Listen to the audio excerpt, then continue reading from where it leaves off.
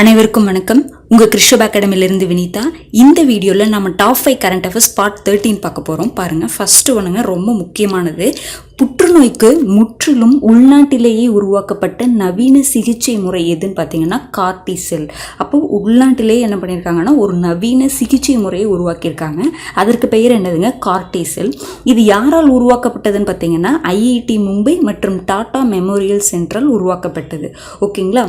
அடுத்த ஒன்று பாருங்கள், கேரளாவின் எந்த துறைமுகத்துக்கு சர்வதேச கப்பல் மற்றும் துறைமுக பாதுகாப்பு சான்றை ஐநா கடல்சார் ஆணையம் வழங்கியது?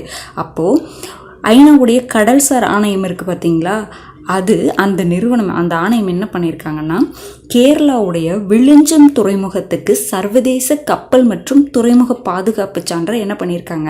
வழங்கியிருக்காங்க. ஓகேங்களா. எந்த துறைமுகம் கேட்கலாம், இல்லைன்னா விழுஞ்சம் துறைமுகம் எந்த பிளேஸில் இருக்குது, எந்த ஸ்டேட்டில் இருக்குது, அந்த மாதிரி கேட்கலாம். ஓகேங்களா. அடுத்ததுங்க ரொம்ப ரொம்ப முக்கியமானது, நமக்கு சிலபஸில் டைரக்டாகவே இருக்கக்கூடிய ஒரு டாபிக், ஹியூமன் டெவலப்மெண்ட் இண்டெக்ஸ்ன்னு சொல்கிறோம் இல்லைங்களா, மனித வளர்ச்சி குறியீடு. மனித வளர்ச்சி குறியீடை வெளியிடக்கூடிய அமைப்பு எதுங்க? யுஎன்டிபி, ஐநா வளர்ச்சி திட்டம் சொல்லுவோம் பார்த்தீங்களா, அந்த அமைப்பு வெளியிடக்கூடியது தான் இந்த HDIA. அதில் பாருங்கள், ஐநா வளர்ச்சி திட்டத்தின் மூலம் வெளியிடப்பட்ட அறிக்கையின்படி கடந்த 2022 ஆண்டுக்கான 193 நாடுகளை உள்ளடக்கிய மனித வளர்ச்சி குறியீடு தரவரிசை பட்டியலில் இந்தியாவிற்கு எத்தனையாவது இடம் கிடைத்துள்ளது?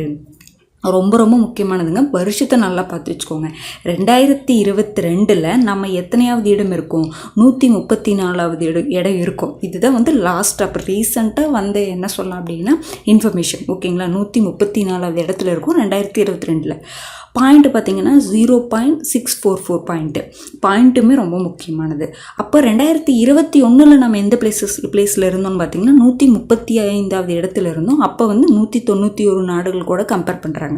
ஓகேங்களா. அப்போ 2022 நம்ம 134வது இடம். 2021 நம்ம எந்த பிளேசஸில் இருந்தோம் அப்படின்னா 135வது இடம் இருந்தோம். அப்போ ஃபஸ்ட்டு 3 கண்ட்ரி எது அப்படின்னு சொல்லி பார்க்கலாம். பாருங்கள், சுவிட்சர்லாந்து, நார்வே, ஐஸ்லாந்து. சுவிட்சர்லாந்தோடைய பாயிண்ட் பாருங்கள் 0.967, நார்வே 0.966, ஐஸ்லாந்து பார்த்தீங்கன்னா 0.959. அப்போ இந்த மூணுமே என்னதுங்க ரொம்ப முக்கியமானது. ஏன்னா முதல் 3 நாடுகளை வரிசைப்படுத்துக அப்படின்னு கேட்கலாம். சுவிட்சர்லாந்து ஃபஸ்ட்டு பிளேஸில் இருக்குங்காட்டி அதனுடைய பாயிண்ட்டை கூட கேட்கலாம். ஓகேங்களா. அடுத்தது பாருங்கள், இப்போது இந்த பாயிண்ட்டை வச்சு என்ன பண்ணியிருப்பாங்கன்னா நம்ம அதிகமான குறியீடு பெற்றிருக்கோமா, இல்லை குறைவான இடத்துல இருக்கிறோமா, இல்லை மிக குறைவான லெவலில் இருக்கிறோமா, இல்லை அதிகமான லெவலில் இருக்கிறோமா அப்படின்னு சொல்லி நம்ம என்ன பண்ணிக்கலாம் அப்படின்னா ஐடென்டிஃபை பண்ணிக்க முடியும். ஓகேங்களா. இப்போது less than or equal to, அதாவது 0.549க்கு குறைவாக அல்லது அதுக்கு ஈக்குவலாக இருந்தோம் அப்படின்னா நம்ம லோவாக இருக்கோம் அப்படின்னு சொல்லிட்டு அர்த்தம். ஓகேங்களா. HDIயில் அதே மாதிரி 0.550 to 0.699 இருந்தோம் அப்படின்னா நம்ம மீடியமாக இருக்கோம், ஓரளவுக்கு பரவாயில்ல, அந்த மாதிரி இதில் இருப்போம். இப்போ ஹை அப்படின்னு என்னென்னா 0.700 to 0.799 இருந்தோம் அப்படின்னா நம்ம ஹையில் இருக்கோம்னு அர்த்தம். இப்போ வெரி ஹைன்னு என்னென்னு பார்த்தீங்கன்னா greater than or equal to 0.800. ஓகேங்களா. அப்போ 0.800க்கு ஈக்குவலாகவோ இல்லை அதற்கு அதிகமாக இருந்தோம் அப்படின்னா நம்ம வெரி ஹை, அதாவது 0.8க்கு மேலே இருந்தோம் அப்படின்னா நம்ம என்னதுங்க வெரி ஹை அப்படிங்கிற மாதிரி அர்த்தம். அப்போ இந்தியா எந்த லெவல்லைங்க இருக்கும்? நம்மளுடைய பாயிண்ட் என்னது? 0.644 பாயிண்ட்டு. நம்ம எந்த லெவலில் இருக்கிறோம்? நம்ம மீடியமில் இருக்கோம்.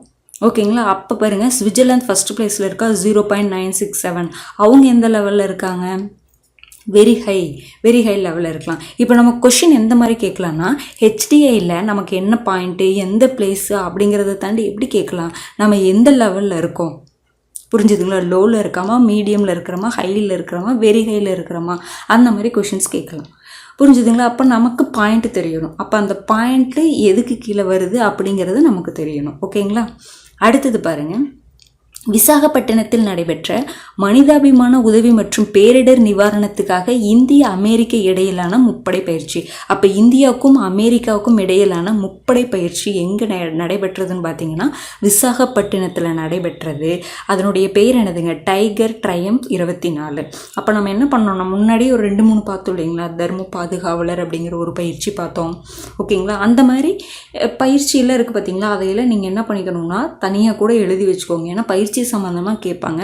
அது முப்படை பயிற்சியா, இல்லை இராணுவ பயிற்சியா, இல்லை கடல்சார் பயிற்சியா, இல்லை விமான பயிற்சியா, அந்த மாதிரி தனித்தனியாக கூட கேட்குறக்கு வாய்ப்பு இருக்குது. எங்கே நடந்தது, அதனுடைய பெயர் என்ன, எந்த இரு நாடுகளுக்கு இடையே நடந்தது, இந்த மாதிரி கொஷின்ஸ்லாம் ரொம்ப முக்கியம். சரிங்களா?